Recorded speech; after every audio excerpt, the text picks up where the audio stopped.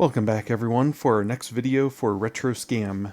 We're going to continue on with Generation 1 Pokemon games here, and you can probably pretty easily spot the one of the fakes here right now. So in Japan, when Generation 1 initially came out, you had Pokemon Green and Red, and in the United States, and well, everywhere else in the world when it came out, you had Pokemon Blue and Red. So the easiest thing to spot here, if you have an English version of Pokemon Green, then that's a fake. Now, Pokemon Green has been patched, though, to be in English, so, I mean, you can still play it, but it's definitely not a legit version. And putting it inside Super Game Boy, just going to show that it fully is a legit functional game even on there. Even has special backgrounds on it. Like some little Pokemon card looking background, that's kind of cool. But enough about Pokemon Green, let's get on into Pokemon Blue. It's a little tough to see there, have to get the light just right on it. But it does have 22 engraved into the label on this one too. And then of course the known fake one does not have that on there.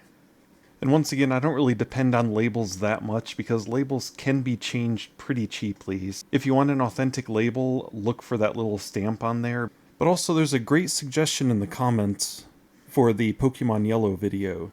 If you are wanting just kind of check out to see what one of the legit labels looks like, if you go to price charting and look up the Pokemon game, then most of them will actually have like this little photo thing next to the picture of the game, and if you click on that, then it brings up a bunch of photos of what things actually look like with the game.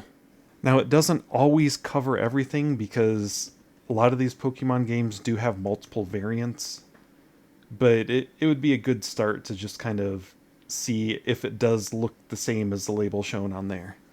There's also a few other things. We'll go ahead and cover all the case differences right now, where the legit one is going to be a darker blue color, but I mean, if you only have the one to go off of, then that's kind of tougher to tell.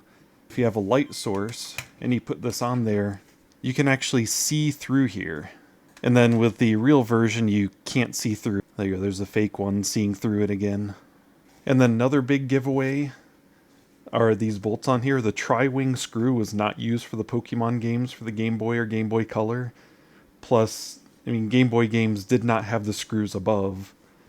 So on here, there's like an indentation down here. That's where the screw is actually supposed to be. The Tri-Wing screw is a quick giveaway that this is not a legit case here. So the legit one has a 3.8mm game bit or a 3.6mm line head screw, depending on what you want to call it. It's called both things. And then the final thing we'll cover for the case here is the one on the top there has that big gap in it. That's the fake one. And now the fun part, we will take them apart to have a look inside. And both of them do open the same way with sliding down, but when you pop them apart, you're disappointed with just some little weird short board that looks kind of funny in the case. And then with the legit one, it's a board that takes up the whole case and has a large battery on it. We have this board, there's even like some blue plastic on it, that's nice. And then the back just pretty much has nothing on it.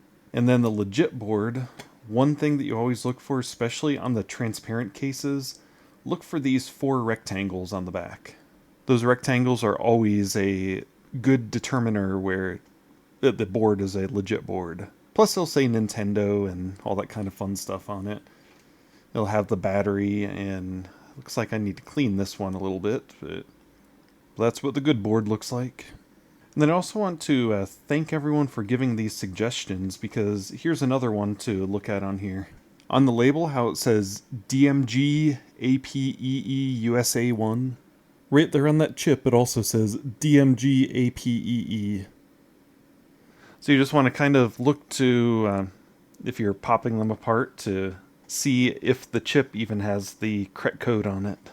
So it definitely wouldn't hurt to pop it open and make sure that code's on there, because you can get some ROM boards that are actually full size and have batteries on them. I mean, they definitely don't look the same as what these ones do. They don't have the big batteries, they have smaller ones on them, and they don't say Nintendo on them. So, I mean, there will be a few things that are missing on them, but just one of the things just to double check. I don't think anyone's really going to give a hassle if you want to take a look at the board. It's about to show the comparison of both of them playing and decided that this really needs to be cleaned before it goes in any of these devices. That is pretty disgusting, but looks a lot better now. Okay, here we go. If anyone's wondering, that was 91% isopropyl alcohol that is used to scrub that clean. So we have the fake blue one in the Super Game Boy right now and the real blue one in the Game Boy Color. Just for a full comparison, I just swapped which one's in which. So the fake one is in the Game Boy Color and the real one's in the Super Game Boy. And as far as any of the devices are concerned, they're the exact same game. So I hope this was helpful for you, and if you have any questions or any suggestions, please leave them in the comments. Shortly after these ones go out, the Pokemon Red one will go out, and then have the Silver, Gold, and Crystal will be following that later on. And then we'll move into the Game Boy Advance ones. Make sure if you enjoyed it, leave a thumbs up. If you didn't enjoy it, leave a thumbs down and a comment why, and other than just my voice sounds stupid. And also subscribe if you haven't. And I want to thank you for watching. Have a nice day.